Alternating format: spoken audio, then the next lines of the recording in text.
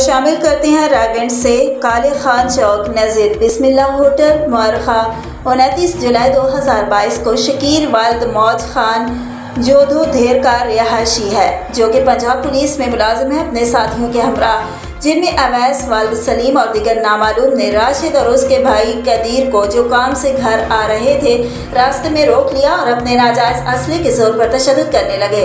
तशद्दुद के दौरान राशिद का ताया जान जाफर इकबाल भी पहुंच गया। जब वो छुड़ाने लगा तो शकील ने अपने दस्ती पिस्टल से सीधी फायरिंग करना शुरू कर दी, लेकिन राशिद ने शकील का हाथ ऊपर की तरफ कर दिया, जिससे फायर किसी को ना लगा। मौका पर पुलिस ने शकील को रंगे हाथों पकड़ लिया।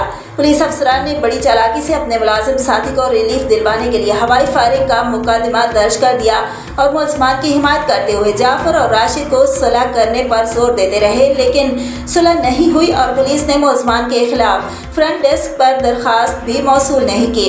मुलजिम ने कोर्ट से अबूरी जमानत करवा ली है और अब जाफर और राशिद को अपने नाजायज असले के जोर पर जान से मारने की धमकियां दे रहा है। इससे 3 माह पहले भी सलीम और उसके साथियों ने राशिद और उसके भाई कदीर पर कातिलाना हमला किया था, लेकिन पुलिस ने थाने सिटी रायगंज में सुलह करवा दी थी और अब फिर शकील नामी पुलिस वाले के साथ मिलकर हमला किया है।